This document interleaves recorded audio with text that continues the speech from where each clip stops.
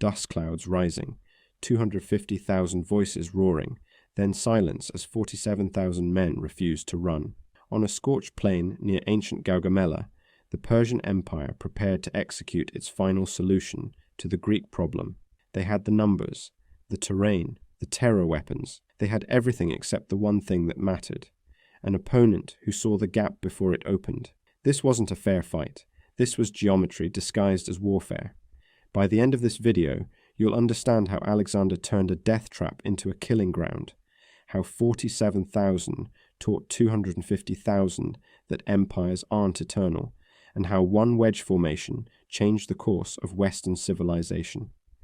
Because what happened in those blood-soaked hours proved something the ancient world desperately needed to learn. Genius defeats numbers when genius refuses to play by numbers' rules. By 331 BC, the Persian Empire had ruled the known world for 2 centuries. From the sun-scorched sands of Egypt to the mountain passes of India, from the olive groves of Ionia to the fertile plains of Mesopotamia, one power had dominated without meaningful challenge. This wasn't just political control. This was total supremacy backed by military might that had crushed every rebellion, absorbed every rival, and turned resistance into cautionary tales written in ash and bone. Consider the scale. The Achaemenid Empire commanded resources that made other kingdoms look like provincial backwaters. Xerxes had once assembled 1 million men to invade Greece, a force so vast that rivers ran dry from their drinking. Darius III, the current great king, could call upon warriors from 40 nations, immortals from Persia, whose ranks never diminished because fallen soldiers were instantly replaced, horse archers from the steppes who could shoot backwards at full gallop, Indian war elephants that stood 12 feet tall and weighed 4 tons each, scythed chariots with blades mounted on their wheels, designed specifically to mow down infantry formations like wheat before the sickle. The Persian military doctrine was brutally effective, overwhelming numerical superiority, terror weapons that broke enemy morale before contact, and most importantly, the psychological weight of inevitability. Cities that resisted were erased so completely that their names disappeared from maps. Armies that fought were slaughtered to the last man, their heads stacked in pyramids as warnings to others. For 200 years, this formula had never failed. But here's where it gets insane. A 25-year-old Macedonian king had already shattered the formula twice. At the Granicus River in 334 BC, Alexander had charged directly into the Persian center, personally killing enemy commanders in hand-to-hand combat. At Issus in 333 BC, he had turned a narrow coastal plain into a killing ground where Persian numbers became a liability, routing an army 4 times his size. Darius himself had fled that battlefield, abandoning his mother, his wife, and his children to Macedonian mercy. Now, in the autumn of 331 BC, Darius had prepared his response. No more mistakes, no more underestimating the Greek upstart. This time, the great king would fight on ground of his own choosing, with an army so massive that Greek discipline would drown in sheer mass. The Gaugamela plain was Darius's masterpiece of battlefield engineering. Persian engineers had spent weeks flattening every irregularity, removing every rock and bush, creating a vast smooth surface, perfect for chariot charges and cavalry maneuvers. The plain stretched for miles, offering no cover, no obstacles, nothing that could disrupt the Persian advantage in mobility and numbers. It was a killing floor, geometrically optimized for annihilation. Darius assembled 250,000 men on that plain. The exact composition read like a catalogue of ancient warfare's greatest hits.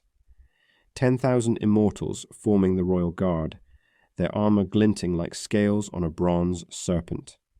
40,000 Persian cavalry, the finest horsemen in the world. 200 scythed chariots, each one a mobile death trap with 4-foot blades, extending from the axles and wheel hubs. 15.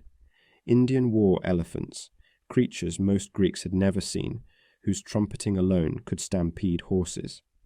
And supporting them all, thousands of infantry from every corner of the empire, speaking dozens of languages but united in their service to the great king. Against this, Alexander marched with 47,000 men. No reinforcements were coming. The Macedonian homeland was 500 miles away. His supply lines stretched across hostile territory. His men were exhausted from years of continuous campaigning, their equipment worn, their numbers depleted by battle disease, and the garrisons left behind in conquered cities. But what the Macedonians lacked in numbers, they made up for in revolutionary military technology and discipline that bordered on superhuman. The Macedonian phalanx was unlike anything the Persian Empire had faced before. Each infantryman carried a sarissa, an 18-foot pike made of cornel wood, light enough to wield, but long enough to outreach any Persian spear by 10 feet. When 10,000 men locked their shields and lowered their sarissas in unison, they created a steel hedgehog that was nearly impossible to penetrate. The front 5 ranks could bring their pikes to bear simultaneously, creating a wall of steel points that advanced like a mobile fortress. Then there were the companion cavalry, Alexander's elite shock troops, 2,000 of the finest horsemen in Greece, armoured in bronze and mounted on war horses bred for size and aggression.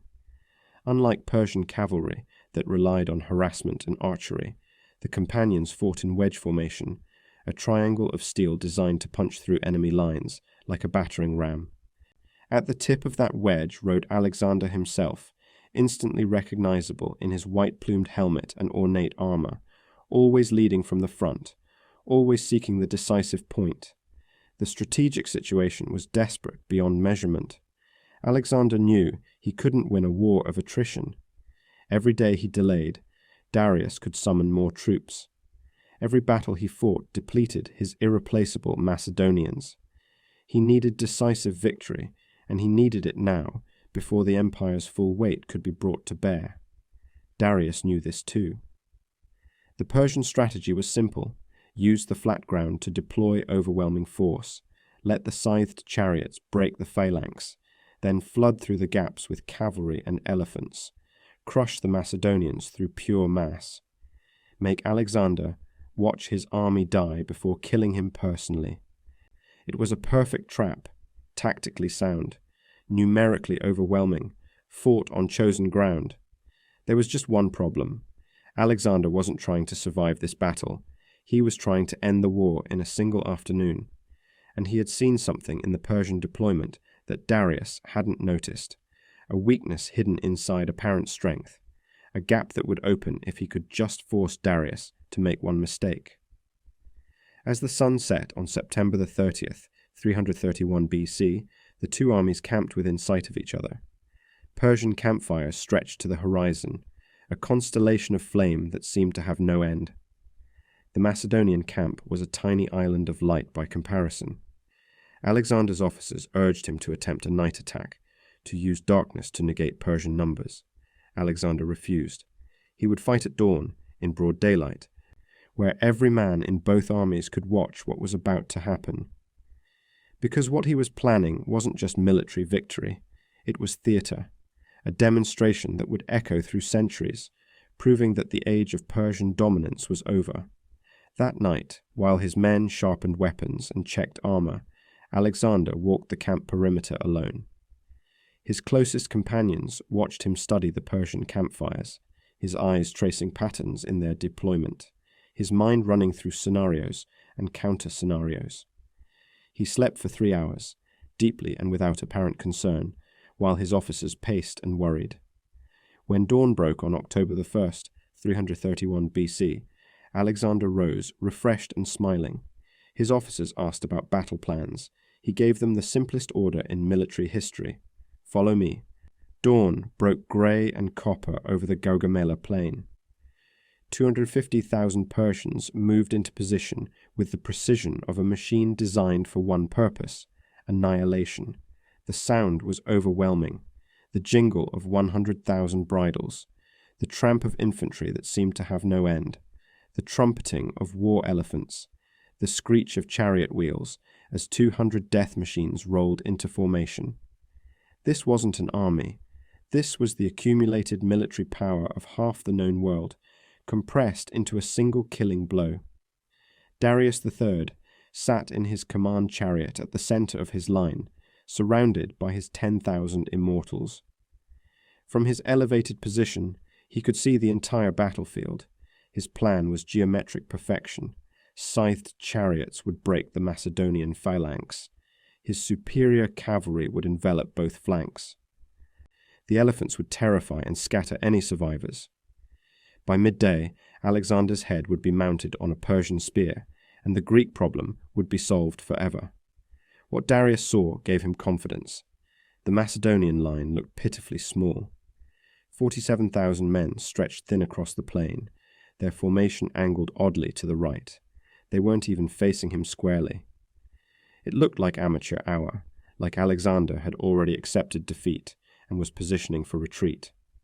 What Darius couldn't see was the trap he was about to walk into. Alexander had positioned his army in an oblique formation, with his right wing advanced and his left refused. This wasn't cowardice, this was deliberate provocation.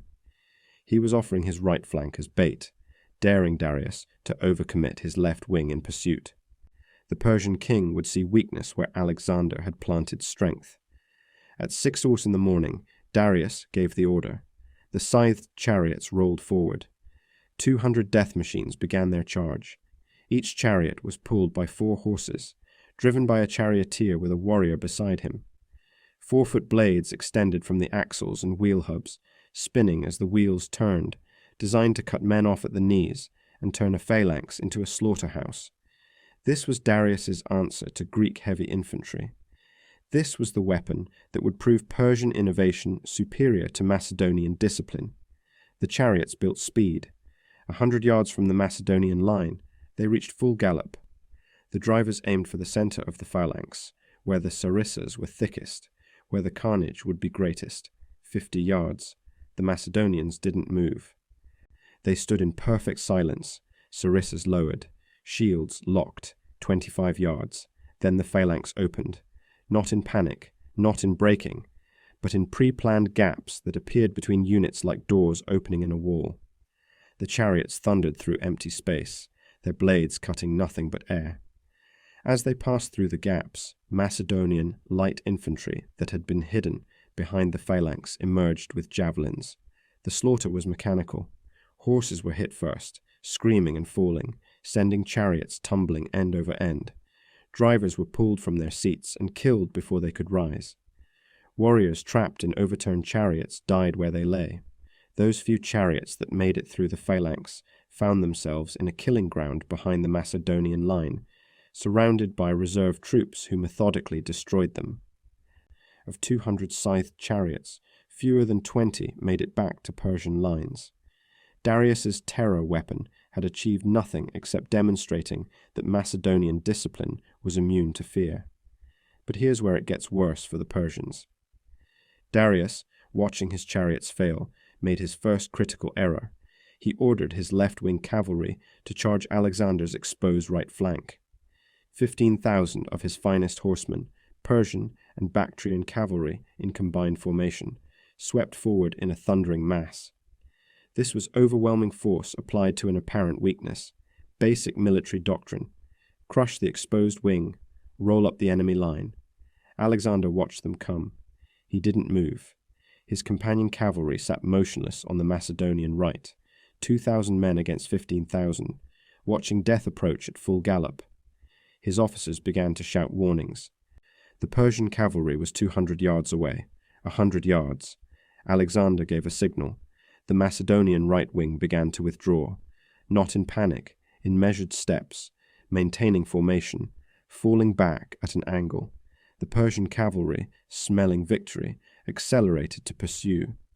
They pushed harder left, extending their line, racing to catch the retreating Greeks before they could escape, and created the gap.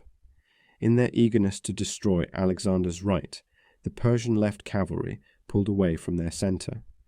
A 50-yard gap opened between the cavalry and Darius's immortal infantry. For most commanders, this would be invisible, a minor detail in the chaos of battle. For Alexander, It was the moment he had been engineering since dawn. At the 7th hour of the morning, Alexander turned his companion cavalry from retreat to charge. 2,000 horsemen formed into wedge formation. Alexander at the tip, his white plume visible to every man on the battlefield. They didn't charge toward the Persian cavalry that outnumbered them 7-1. They charged directly at the gap, arrowing toward Darius's position like a bronze thunderbolt. The companion wedge hit the gap at full gallop. The geometry was perfect. The shock was total. Persian immortals, the elite guard who had never known defeat, suddenly found 2,000 armored horsemen among them, moving too fast to stop, too concentrated to resist. Alexander's sarissa, held like a lance, punched through bronze armor and human flesh with equal ease. The wedge carved through the immortals like an axe through soft wood. Behind the companions, the Macedonian phalanx surged forward, 10,000 men with 18-foot pikes advancing in lockstep. Their sarissas a forest of steel that impaled anyone who tried to resist. The combination was unstoppable. Cavalry shock followed by infantry mass, the hammer and anvil working in perfect coordination. And then Darius saw Alexander, 100 yards away and closing fast. The Macedonian king was covered in blood, his armor dented from a dozen impacts, his white plume torn but still visible. Around him, the immortals were dying. The royal guard, the men sworn to protect the great king with their lives, were being cut down like spring wheat.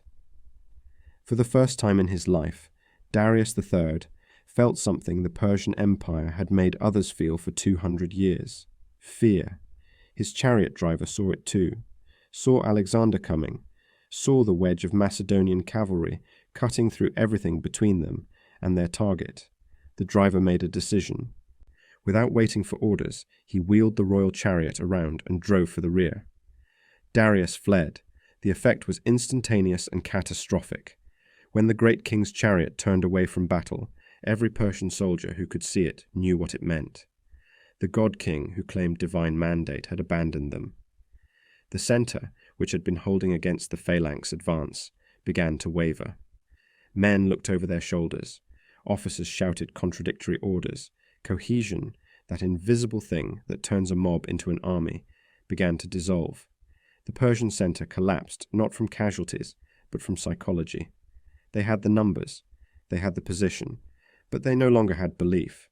And without belief, an army is just a crowd of individuals trying not to die. But wait, it gets worse. While Alexander was punching through the Persian center, his left wing was dying. The Persian right cavalry and Indian auxiliaries, 20,000 strong with 15 war elephants, had smashed into the Macedonian left under Parmenian's command. The older general was fighting for his life. His infantry was being pushed back. The elephants, creatures from nightmares for men who had never seen them, were trampling through formations. Persian cavalry was flooding through gaps, seeking to encircle the entire Macedonian army from behind. Parmenion sent a desperate messenger to Alexander. The left is breaking. Come now, or we're all dead. Alexander, within striking distance of Darius, within moments of capturing the great king himself and ending the war in a single blow, faced the choice that defines generalship: pursue glory or save his men. He chose his men. The companion cavalry wheeled and charged back across the battlefield. The pursuit of Darius would have to wait. Alexander's wedge smashed into the Persian cavalry, threatening Parmenian's left. The shock of 2,000 fresh cavalry hitting an overextended flank was enough. The Persian right, already disorganized from their own success, recoiled. By noon, the battlefield had transformed into a running slaughter. The Persian center was in full flight. The cavalry that had threatened the Macedonian left was now desperately trying to extract itself before being trapped. Only the professional Persian units, the immortals, and the Bactrian cavalry maintained cohesion as they retreated, fighting rearguard actions to prevent complete annihilation. The plain that Darius had flattened to maximize his advantage now worked against him. There was nowhere to hide, no terrain to slow pursuit. The Macedonian cavalry hunted fleeing Persians across miles of open ground. The phalanx advanced steadily, their sarissas red to the crosspieces, finishing wounded enemies and capturing abandoned equipment. By the time the sun began its descent, the impossible had become undeniable. 47,000 men had faced 250,000 and won, not survived, won decisively. The greatest empire in the known world had been broken by a force 1/5 its size, on ground it had chosen, with every advantage that planning and resources could provide. The casualty estimates were staggering. Persian dead numbered over 40,000. Thousands more were wounded or captured. The great king's personal baggage train, including his war chest containing years of accumulated tribute, fell into Macedonian hands. Macedonian losses, approximately 1,200 dead. The mathematics of war had been rewritten, and every empire watching learned a terrifying lesson. Numbers mean nothing when will means everything. The pursuit began before the bodies stopped twitching. Alexander's companion cavalry thundered after Darius's chariot, following the dust cloud that marked the great king's flight. For 75 miles they chased him, through the afternoon heat and into twilight, horses foaming and men half dead from exhaustion. But Darius had fresh mounts waiting at staging posts. He switched horses 3 times and vanished into the mountains of Media, leaving behind his chariot, his personal armor, and the last shreds of Persian invincibility. Alexander returned to the battlefield at nightfall. What he saw was both triumph and tragedy. The Gaugamela plain had been transformed into a necropolis. 40,000 Persian dead lay scattered across miles of flattened earth. Some had died cleanly, sarissa points through the chest or cavalry lances through the throat. Others had been trampled by their own fleeing comrades, crushed into the dust they had marched across that morning with such confidence. War elephants lay on their sides like toppled monuments, their bodies bristling with javelins, their mahots dead in their riding seats. The Macedonian dead numbered 200. Each one had a name. Each one was known to Alexander personally or to his officers. He walked among them as darkness fell, stopping at bodies he recognized, speaking names aloud that would never answer again.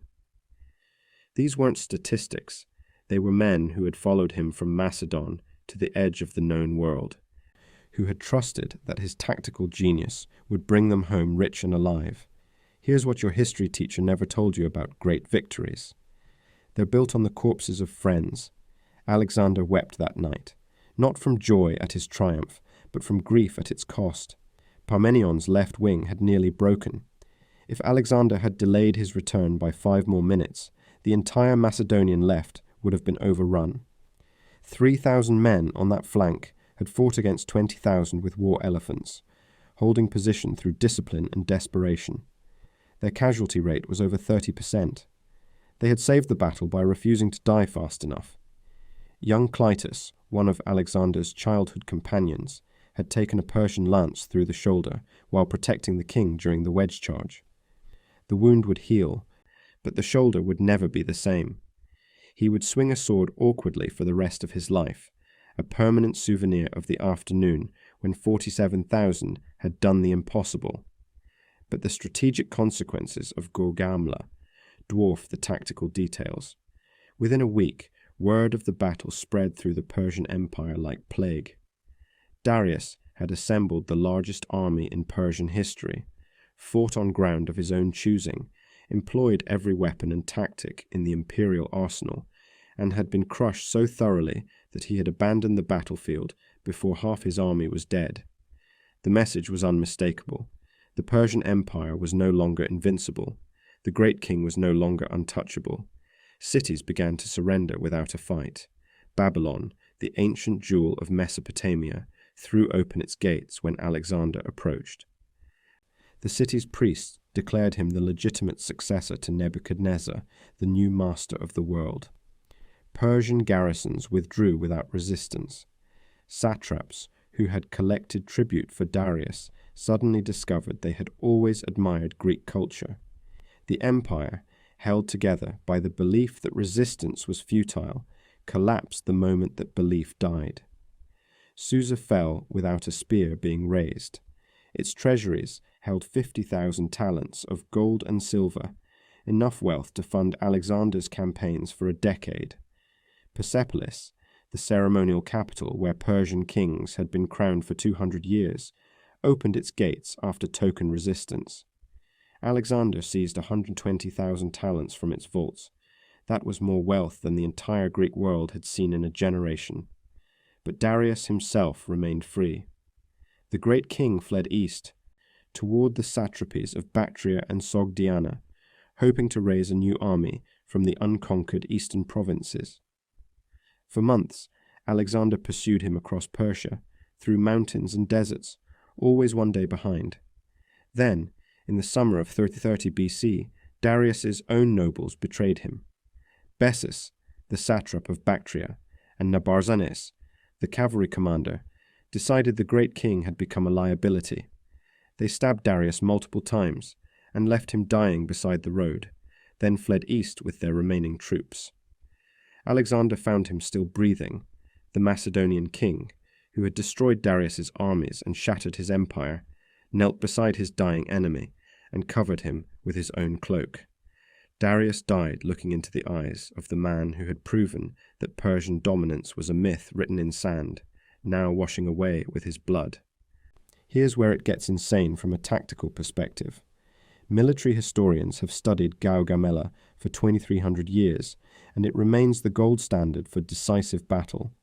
What Alexander achieved wasn't luck. It was systematic exploitation of enemy psychology and geometry. The oblique formation drew the Persian left out of position. The refused left wing forced Darius to overcommit his right. The gap in the center wasn't an accident. Alexander created it through careful provocation, forcing Darius to make the one mistake that would be fatal. The wedge charge, 2,000 men punching through 250,000, worked because Alexander understood combined arms warfare before the term existed. Cavalry provided shock. Infantry provided staying power. Light troops provided flexibility. Used in coordination, each arm multiplied the effectiveness of the others. But the real genius was psychological. Alexander bet everything on the assumption that once Darius fled, the Persian army would collapse. He was right. The Persian forces weren't defeated by casualties. They were defeated by the loss of belief. Modern military doctrine traces directly to Gaugamela.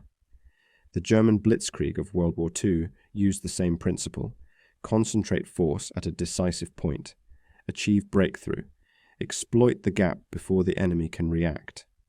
Patton's Third Army, racing across France in 1944, was executing Alexander's playbook. The US air-land battle doctrine of the 1980s, emphasizing tempo and shock, was Gaugamela, with tanks and helicopters. West Point teaches Gaugamela in its first-year tactics course. British officers at Sandhurst study Alexander's use of terrain and timing. Israeli tank commanders learn about the companion wedge before they learn about their own armor tactics. Because what happened on that dusty plain in 331 BC wasn't just a battle, it was proof that tactical genius can defeat numerical superiority when genius refuses to play by numbers rules. The casualties tell the story in brutal mathematics. 40,000 Persians dead against 200 Macedonians. That's a 33-to-1 kill ratio, sustained across an entire afternoon of combat. It's statistically insane. It shouldn't be possible. But it happened, documented by multiple sources, confirmed by the complete collapse of Persian resistance afterward. Napoleon studied Alexander. He kept a biography of the Macedonian king with him throughout his campaigns. When asked who the greatest general in history was, Napoleon answered without hesitation: Alexander, because he solved the same problem I face, how to win battles when outnumbered, and he never lost. Rommel, commanding the Africa Corps in World War II, used Alexander's principles of mobility and shock against numerically superior British forces. His officers reported that he often referred to Gaugamela when planning operations, particularly the concept of the Schwerpunkt, the decisive point where all force should be concentrated. Even today, the battle remains controversial among military theorists. Some argue Alexander was reckless, that he nearly lost his left wing through overconfidence, that his pursuit of personal glory at Darius almost cost him the entire battle. They're not wrong. If Parmenion had broken 5 minutes earlier, Alexander would have returned from his wedge charge to find his army destroyed. But that's the nature of decisive action. Caution wins wars of attrition. Audacity wins campaigns. Alexander chose audacity and changed the world. The archaeological evidence confirms the ancient accounts. Excavations at Gaugamela in the 1920s uncovered mass graves filled with Persian dead, arrowheads by the thousands, fragments of scythed chariot wheels, the bones of war elephants still bearing the marks of javelin impacts, and in the center of the battlefield a concentration of high-quality Persian armor and weapons, marking the spot where the immortals made their last stand against the companion wedge. The site was exactly where the ancient historians said it would be. The casualty distribution matched their descriptions. Even the direction of flight, eastward toward Media, aligned with the written record. What happened at Gaugamela wasn't myth or exaggeration. It was documented fact, as solid as any event in ancient history. By the end of 330 BC, Alexander controlled everything from Greece to Afghanistan. The Persian Empire, which had dominated the known world for 200 years, ceased to exist as an independent entity. Its satrapies became Macedonian provinces. Its treasures funded Greek cultures spread across Asia. Its roads, built to move Persian armies, now carried Greek merchants and ideas. The world had been changed not by superior numbers or better resources, but by one afternoon when 47,000 men proved that tactical genius defeats mass, when genius sees what mass cannot, when patience becomes weapon, when geometry becomes destiny. What happened next would reshape civilization, but that's another story. The Battle of Gaugamela itself was over. The impossible had been made real, and every empire that came after learned the lesson written in Persian blood across that flattened plain. Some truths are expensive to learn. This one cost an empire. As the funeral pyres burned across the Gaugamela plain, sending columns of smoke toward an indifferent sky, Alexander stood among his wounded and understood something that would haunt him for the rest of his life. Victory tastes like ash when you count the cost, in faces you'll never see again. The Macedonian dead were burned with their weapons, their armor cleaned of blood, their faces composed in death's peace. Each pyre took a day to build, another day to burn. The rites were performed in the old way, with wine poured and prayers spoken to gods, who seemed very far from this dust-choked killing ground. 3 days of smoke and ceremony, while the army that had done the impossible tried to remember why it had seemed worth doing. Parmenion's left wing was a shadow of itself. Of the 10,000 men who had held against Persian cavalry and war elephants, 3,000 were dead or too badly wounded to march.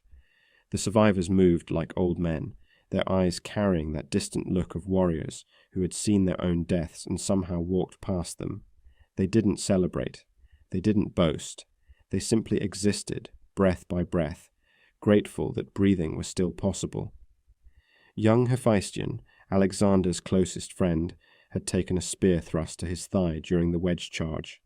The wound wasn't fatal, but infection was always the silent killer in ancient warfare. For a week he burned with fever while physicians tried every remedy they knew. He survived, but walked with a limp forever after. Another price paid for an afternoon's glory. Here's what the victory monuments never mention. War doesn't just kill. It maims. It breaks. It leaves survivors carrying wounds that never fully heal, memories that never fully fade. The Macedonians who fought at Gaugamela lived another 30 or 40 years. None of them ever forgot that afternoon. None of them ever stopped seeing the faces of friends who hadn't made it home. But the strategic earthquake Gaugamela triggered couldn't be denied. Within 6 months, Alexander controlled the richest territories in the known world. Babylon's riches, Susa's treasuries, Persepolis' gold vaults, Wealth that had taken the Persian Empire 200 years to accumulate now funded Macedonian ambitions. The silver and gold seized was so vast that it caused inflation throughout the Mediterranean when Alexander began spending it. The psychological impact was even more profound. For 2 centuries, the Persian Empire had been the ultimate power, the final authority, the force that could not be resisted. Cities from Athens to Memphis had organized their entire foreign policies around one simple fact: Persia was eternal. Now that fact was revealed as fiction. The eternal empire had been shattered by a 25-year-old with 47,000 men, and a genius for seeing what others couldn't. Satraps throughout the empire made their calculations. Bessus, who had murdered Darius, declared himself the new great king, and tried to rally the eastern provinces. He lasted 8 months before his own men betrayed him to Alexander. The pattern was universal. Once the myth of Persian invincibility died, so did Persian loyalty. The empire hadn't been held together by administration or culture. It had been held together by fear, and fear, once broken, doesn't reassemble. Greek cities that had sent tribute to Persia for generations suddenly remembered their Hellenic heritage. Egyptian priests who had crowned Persian kings as pharaohs now declared Alexander the legitimate successor to the ancient dynasties. Indian kingdoms on the empire's eastern frontier stopped sending tribute and prepared to defend their independence. The dominoes fell with increasing speed. But here's where history gets complicated. Gaugamela didn't just end the Persian Empire. It proved a principle that military strategists have been arguing about ever since. Can tactical genius consistently defeat numerical superiority? Or was Alexander just lucky that Darius panicked? The debate has raged for 2,300 years. Conservative military theorists point out that Alexander nearly lost his left wing, that if Darius had held his nerve for another hour, the battle could have gone either way, that gambling everything on a single wedge charge was reckless rather than brilliant. They argue that Gaugamela succeeded in spite of Alexander's risks, not because of his genius. The offensive-minded school counters that Alexander created his own luck through superior preparation, deeper understanding of enemy psychology, and willingness to act decisively when the moment appeared. They point out that he saw the gap in Persian lines before anyone else, that his oblique formation was specifically designed to create that gap, that the entire battle unfolded according to his plan. Both sides can cite Gaugamela as evidence. That's what makes it endlessly fascinating. Modern military academies have wargamed Gaugamela hundreds of times, with computer simulations, with historical reenactments, with students playing both sides, and instructors watching to see what principles emerge. The results are remarkably consistent. When the Darius player holds his center and refuses to overextend his wings, he usually wins through sheer attrition. When the Alexander player successfully creates and exploits a gap, he wins decisively.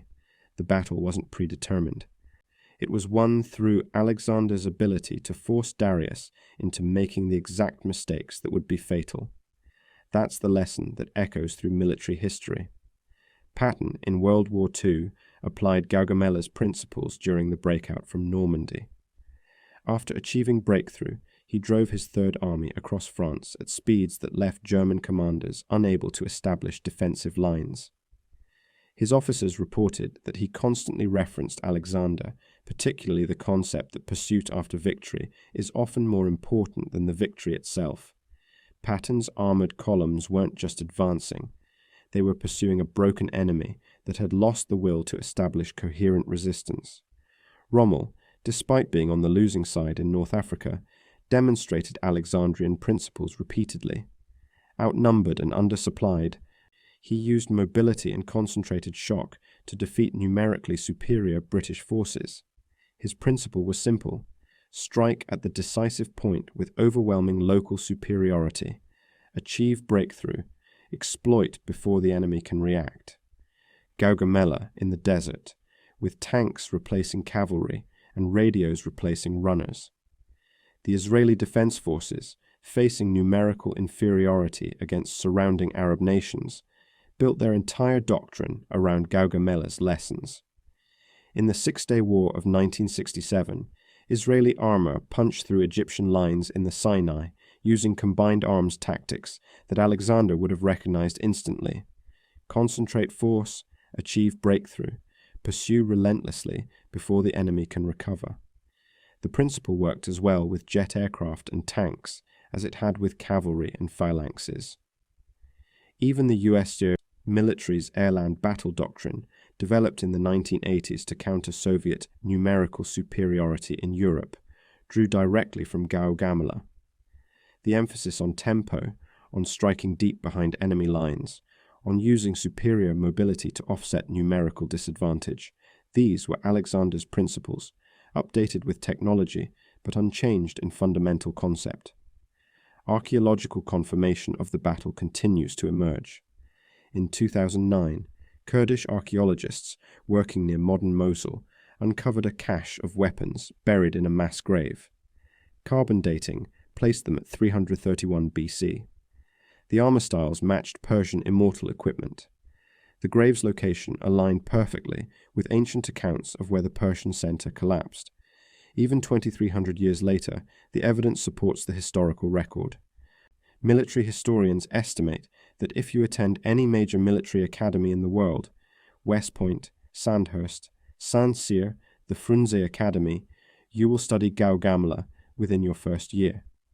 It's a mandatory case study because it demonstrates in one afternoon every principle of maneuver warfare: economy of force, concentration at the decisive point, combined arms coordination, psychological shock, the value of tempo, the importance of leadership at the critical moment. Napoleon, studying Alexander's campaigns during his exile on St. Helena, wrote, "Gaugamela proves that in war the morale is to the physical as 3-1. Darius had superior physical force. Alexander had superior moral force. Moral force won." Coming from Napoleon, himself a military genius who had rewritten European warfare, that assessment carries weight. But there's a darker lesson embedded in Gaugamela's triumph. Alexander proved that empires built on fear collapse when fear fails. Within 13 years of Gaugamela, Alexander himself was dead at 32, his empire fragmenting into successor kingdoms that would war among themselves for generations. He had destroyed the Persian system without building anything stable to replace it. Tactical genius doesn't automatically translate to strategic wisdom.